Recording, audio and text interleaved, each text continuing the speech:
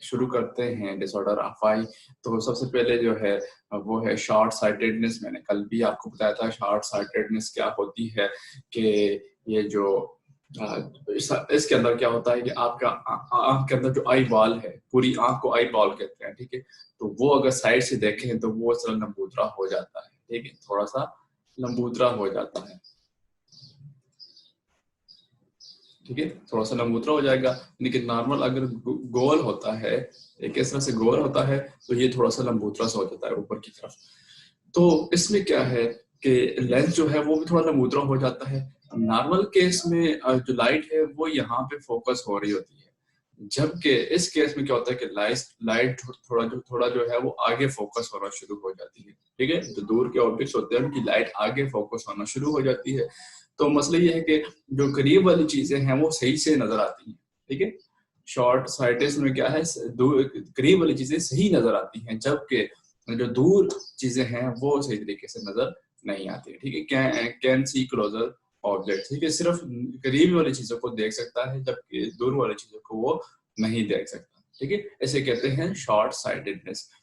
तो और लेंस जो है वो रेटिना से पहले ही फोकस कर देता है। जैसे मैंने आपको बताया ना कि ये लेंस है, ये आपका पूरा आई बॉल है, ठीक है, और यहाँ पे क्या मौजूद है, लेंस मौजूद है। तो यहाँ से जो रोशनी जाती है उसको पहले ही वो उसको फोकस कर देता है यहाँ पे, हालांकि इसको फोकस यहाँ पे करना चाहिए था, ठीक है, यहाँ पे फोकस करना चाहिए था, लेकिन क्या है कि वो उसको पहले ही फोकस कर देता है, ठीक है। तो इसकी अगर देखें हम ट्रीटमेंट देखें तो आप कनकेव लेंस सामने लगा लें, ठीक है, यानी कि आंख से बाहर अगर आप अगर कनकेव लेंस लगा लें तो वो क्या करता है कि इसको क्या है कि यहाँ पर इसको थोड़ा सा फैला देता है रोशनी को, और वो आगे जाके सीधा एंड पॉइंट पे क्या करती है, फोकस करती है, ठीक है।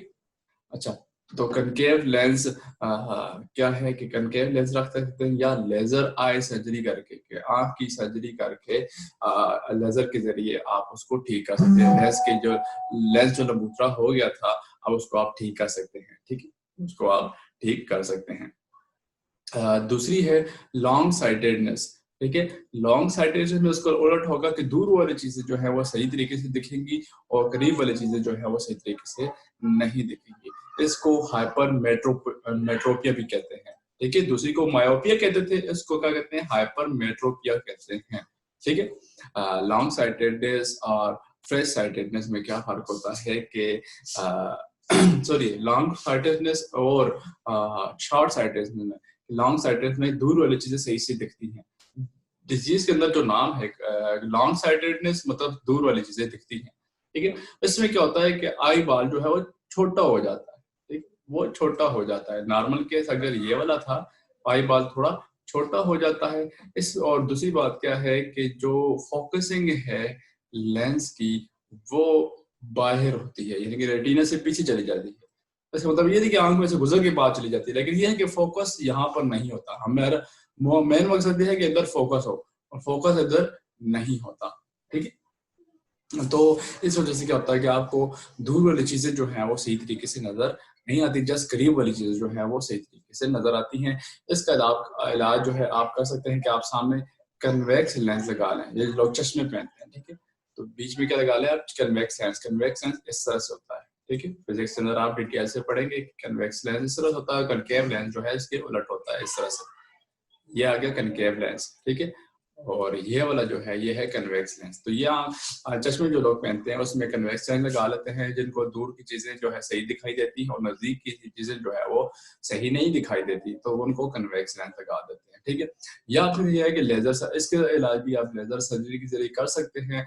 और लेजर सर्जरी में क्या होगा कि वही लेजर से उसका जो साइज होगा लेंस का उसको चेंज कर दिया जाएगा, ठीक है। तो ये था आपके पास डिसऑर्डर ऑफ आई। नेक्स्ट हम पढ़ते हैं सोनो रिसेप्टर, ठीक है। सोनो रिसेप्टर या कान जो है आपका ईयर, ठीक है, जो आपका कान है वो, अच्छा फिर मैं फिर से डिफरेंस बता देता हूँ। लॉन्ग साइटेडनेस मीन कि दूर की चीजें दिखाई देंगी, दूर की चीजें दिखाई देगी तो करीब की चीजें दिखाई नहीं देगी, यानी कि ब्लर नजर आएगी। जबकि शॉर्ट साइटेडनेस में क्या होगा कि करीब की चीजें दिखाई देंगी, दूर वाली चीजें जो है वो ब्लर दिखाई देंगी। जाएगी। दोनों में फर्क ये है, ठीक है। लॉन्ग साइटेडनेस में लॉन्ग से मुराद दूर, तो दूर वाली चीजें नजर आएंगी, और शॉर्ट साइटेडनेस मतलब शॉर्ट डिस्टेंस वाली चीजें जो है वो नजर आएंगी। सही है, चले आगे बढ़ते हैं। सोनो रिसेप्टर की बात करते हैं। सोनो का मतलब होता है साउंड, ठीक है, और यानी कि साउंड को जो डिटेक्ट करता है उसे, और उसको उस रिसेप्टर को क्या कहते हैं, ईयर कहते हैं। और इसके अंदर कहीं जाके आपको रिसेप्टर सेल मिलेंगे, ठीक है। तो हम बात कर रहे थे कान की बात कर रहे थे। तो कान जो है, जो रेडियो वेव्स आती हैं साउंड की, ठीक है, उनको बनाता है। फिर आपके जो कान है वो साउंड को डिटेक्ट करता है, फिर आगे जाके उस साउंड का जो है वो बकायदा एक मैसेज की फॉर्म में कन्वे किया जाता है, ठीक है। तो हम ये देखेंगे कि जो आपका कान है उसका स्ट्रक्चर कैसा है और उसमें कौन कौन सी चीजें जो है वो मौजूद होती हैं, ठीक है। तो अगर बेसिकली देखें तो आपके कान को 3 हिस्सों में डिवाइड किया जाता है, ठीक है। आपके कान को 3 हिस्सों में डिवाइड किया जाता है। एक है आउटर ईयर, या जैसे एक्सटर्नल ईयर भी कहते हैं, ठीक है। आउटर ईयर या जैसे एक्सटर्नल ईयर भी कहते हैं। मिडल ईयर है, ठीक है, और इनर ईयर या जैसे इंटरनल ईयर भी कहते हैं, ठीक है। तो आउटर ईयर में जस्ट आपके पास ये जो आपको बाहर वाला ऐसा नजर आता है, जैसे पिन्ना कहते हैं, ठीक है। इसे क्या कहते हैं, पिन्ना कहते हैं। पिन्ना, PINNA, पिन्ना कहते हैं, सही है।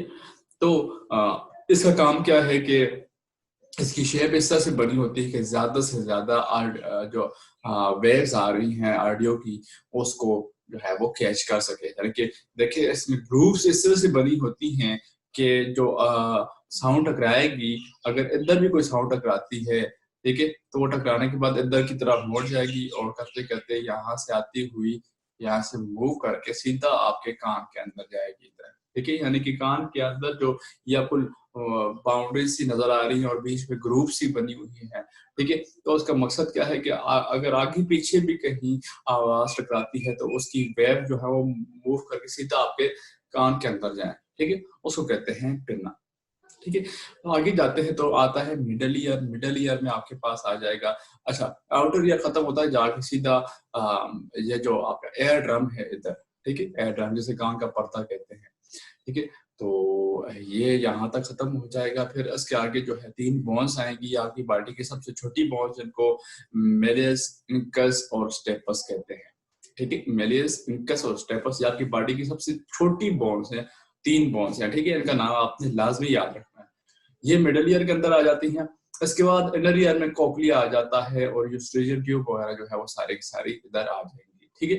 तो ये आपका कान का स्ट्रक्चर है। हम इसको मजीद जो है आगे डिटेल से पढ़ते हैं, ठीक है। तो अब हम पढ़ते हैं जी कान के अंदर कौन कौन सी चीजें मौजूद होती हैं। तो देखिए एक्सटर्नल ईयर, जो बाहर वाला कान है उसमें क्या होता है, एक तो पिन्ना होता है।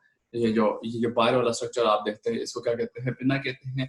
इसके अंदर ऑडिटरी कैनाल होती है। ऑडिटरी कैनाल कौन सी है, ये जो ट्यूब सी बनी हुई है अंदर, ये वाला एरिया, ऐसे कहते हैं ऑडिटरी कैनाल कहते हैं, ठीक है। जहाँ से साउंड पास होती जाएगी और आखिर में होगा एयर ड्रम, कान का पर्दा जो होता है, जैसे टेम्पेनम भी कहते हैं, ठीक है। कान के पर्दे को टेम्पेनम भी कहते हैं और एयर ड्रम जो है वो भी कहते हैं। और कहाँ पे मौजूद है, ये जो आपको यहाँ पे नजर आ रहा है ये वाला एरिया, इसके अंदर आपको नजर आता है कान का पर्दा, ठीक है।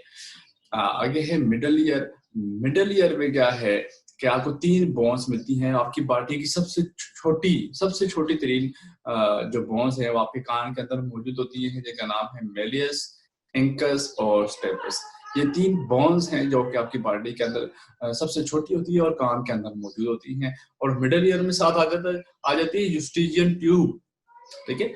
यूस्ट्रेशियन ट्यूब क्या करती है कि ये आपके मिडल ईयर में जो हवा का प्रेशर होता है उसको बराबर रखती है। यानी कि अगर यहाँ पे हवा का प्रेशर ज्यादा है तो उसको मूव करवा के सीधा लेके चले जाएगी आपके फेरिंक्स में, और यहाँ से हवा बाहर आपके मुंह से निकल जाएगी, ठीक है। यानी कि यूस्ट्रेशियन ट्यूब का आपकी ओरल कैविटी, यानी कि ये जो मुंह वाला सिस्टम है, इसके साथ कनेक्शन होता है।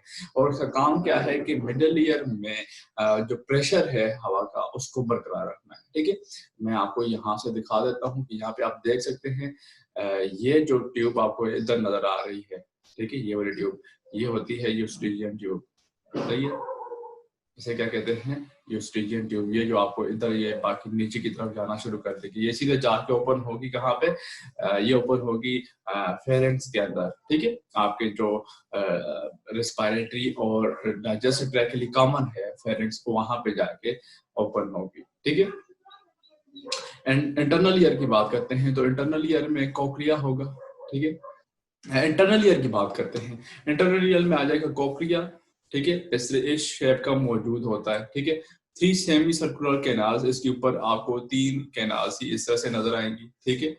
और उसके अंदर सेमी सर्कुलर कैनाल के अंदर कोक्लिया के अंदर आपको ऑर्गन ऑफ कोटाई जो है वो नजर आएंगे, ठीक है। इसके अंदर होते हैं ऑर्गन ऑफ कोटाई जो कि साउंड प्रोडक्शन की काम करते हैं, ठीक है। साउंड प्रोडक्शन का काम करते हैं, ठीक है। अच्छा, तो अब हम बात करते हैं मैकेनिज्म ऑफ हेयरिंग के, जो कान की सुनने की सलाहियत है वो किस तरह से होती है। अब यहाँ पे देखें, साउंड जो है वो वेव की फॉर्म में आता है, ठीक है। वो साउंड जो इधर से आ रहा है, ठीक है, अब वो इधर आपके कान के अंदर दाखिल होगा और सीधा जाके वाइब्रेट करेगा, वाइब्रेट करवाएगा आपके कान के पर्दे को, ठीक है। वो वाइब्रेट करना शुरू कर देगा। अच्छा, जब वाइब्रेशन हो जाएगी उसके बाद क्या होगा कि ये कान का पर्दा जो है वो वाइब्रेट करेगा, तो उसके साथ ही कान के पर्दे के साथ ही 3 हड्डियां मौजूद हैं इस तरह से, यानी कि जिस तरह जंजीर नहीं होती इस तरह से, ठीक है, यानी कि आपस में फंसी होती हैं, इसी तरह बिल्कुल वो हड्डियां जो है आपस में लॉक्ड होती हैं। और जब कान का पर्दा जो है यानी कि टेम्पेनम या एयर ड्रम वाइब्रेट करता है साउंड की वजह से, तो ये हड्डियां भी मूव करती हैं। जब ये हड्डियां मूव करती हैं, ठीक है, तो आगे आती है एक कोक्लिया के साथ, जैसे कहते हैं ओवल विंडो, ठीक है। उसे क्या कहते हैं, ओवल विंडो कहते हैं। कोक्लिया के साथ अटैचमेंट यहाँ पे इस पॉइंट के ऊपर होती है, ठीक है। अब ओवल विंडो के साथ जो है कोक्लिया जो है इसके अंदर एक फ्लूइड होता है, जहाँ उसी के अंदर जो है ऑर्गन ऑफ कोटाई भी मौजूद होते हैं, ठीक है। ऑर्गन ऑफ कोटाई भी मौजूद होते हैं और वो क्या करते हैं कि वो जब वाइब्रेट होते हैं साउंड की वजह से, तो उनके नीचे रिसेप्टर सेल मौजूद होते हैं, ठीक है। ऑडियो रिसेप्टर सेल्स मौजूद होते हैं और वो ऑडिटरी नर्व के जरिए, ठीक है, ऑडिटरी नर्व के जरिए, यहाँ से आप देख सकते हैं कोक्लियर नर्व आपको दिखाई दे रही है और साथ में वेस्टिबुलर नर्व दिखाई दे रही है।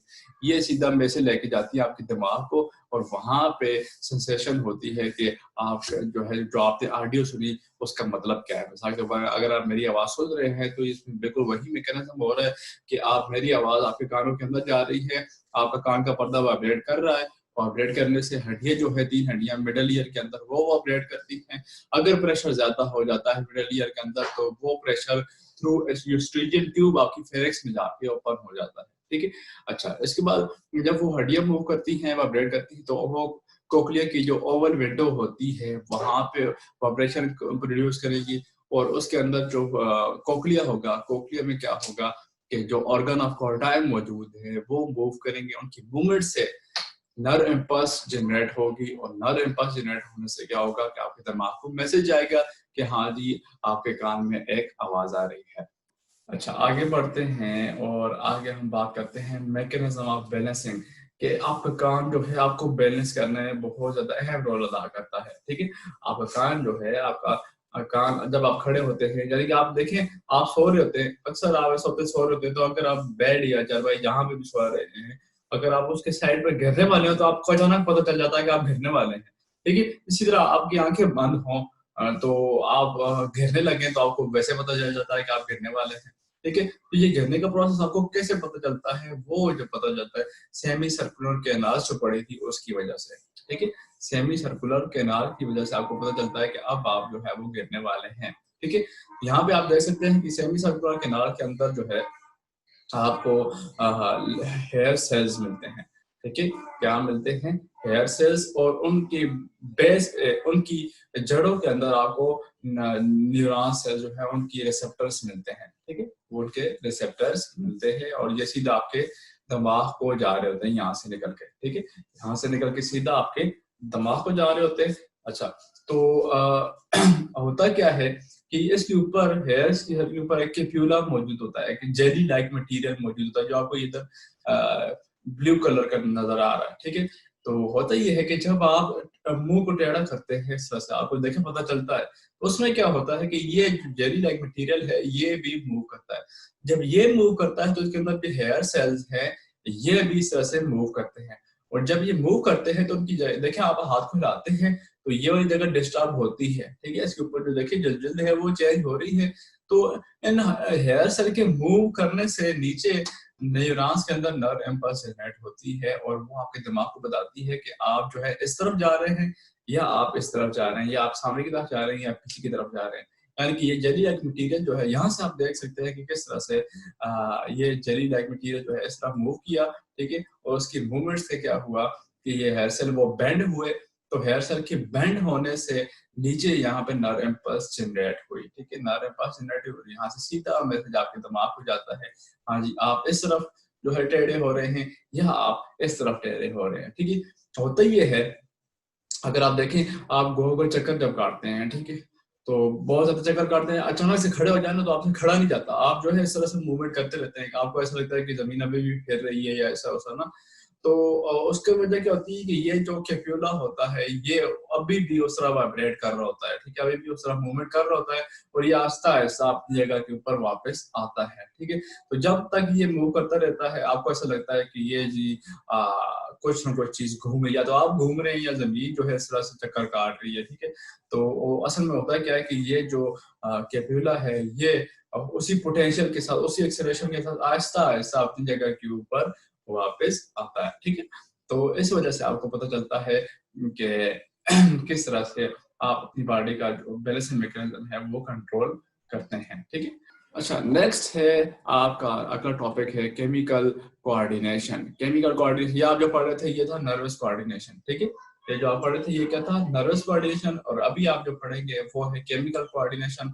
जैसा हम उसके जो है वो नाम पढ़ेंगे, बेसिकली होता क्या है, बस अगले अगले लेक्चर में हम उसकी डिटेल से पढ़ेंगे, ठीक है। तो केमिकल कोऑर्डिनेशन जो है वो हार्मोन्स की वजह से होता है, ठीक है। केमिकल्स होते हैं कुछ केमिकल्स और उनको क्या कहते हैं, हार्मोन्स कहते हैं, ठीक है। ग्लैंड्स होते हैं आपके पास, कुछ ग्लैंड ऐसे होते हैं जो कि केमिकल रिलीज करते हैं और उन केमिकल्स को क्या कहते हैं, हार्मोन्स कहते हैं। यानी कि ये हार्मोन के जरिए अपना मैसेज पहुंचाते हैं। नर्वस कोऑर्डिनेशन में क्या था कि नर्व इम्पल्स जाती थी, आपको वो वीडियो लेक्चर अपलोड भी है, आप वहां से देख सकते हैं कि केमिकल कोऑर्डिनेशन और नर्वस कोऑर्डिनेशन में बेसिकली क्या फर्क है, ठीक है। तो जो केमिकल रिलीज करते हैं ग्लैंड्स उनको क्या कहते हैं, हार्मोन्स कहते हैं। अब आपके पास दो किस्म के हार्मोन हैं, एक है एंडोक्राइन ग्लैंड्स और दूसरा है एक्सोक्राइन ग्लैंड, ठीक है। एंडोक्राइन ग्लैंड्स और एक्सोक्राइन ग्लैंड्स, इनमें फर्क क्या होता है।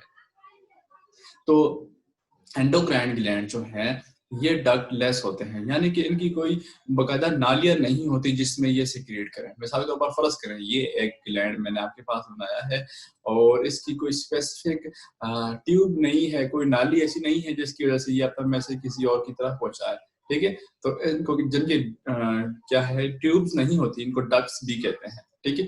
तो जिनकी डक्ट्स नहीं होती उन्हें क्या कहते हैं, एंडोक्राइन ग्लैंड्स, और जिनकी डक्ट्स मौजूद होती हैं इनको क्या कहते हैं, एक्सोक्राइन ग्लैंड्स कहते हैं। जिनकी डक्ट्स होती हैं उनको क्या कहते हैं, एक्सोक्राइन ग्लैंड कहते हैं, ठीक है। मैकेनिज्म में देखें अगर आप, तो यहाँ से सेल के अंदर जो है वो केमिकल बनेगा और वो केमिकल जो एंडोक्राइन ग्लैंड्स की बात करते हैं, ठीक है, तो वो आपके ब्लड स्ट्रीम के अंदर, आपके ब्लड के अंदर छोड़ दिया जाता है। जब जहां जहां का ब्लड जाता है, जहां पे उस हार्मोन का एक्टिव होना होता है, जहां पे वो बाइंड करेगा वहीं पे जाके वो एक्ट करेगा और अपना रिस्पॉन्स जो है वो क्रिएट करेगा, ठीक है।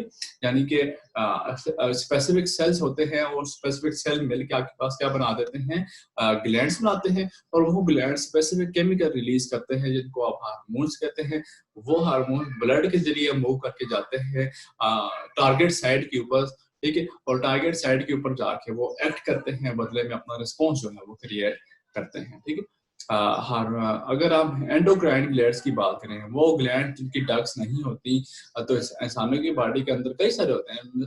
आप जो है जस्ट 5 को पढ़ेंगे जिनमें है pituitary gland, thyroid gland, pancreas, adrenal glands और गोनेड। इनको हम डिटेल से अगले लेक्चर में पढ़ेंगे, ठीक है। तो उम्मीद है आपको आज का ये वीडियो लेक्चर समझ आया होगा। अगर आपका कोई क्वेश्चन वगैरह है तो वो पूछ सकते हैं।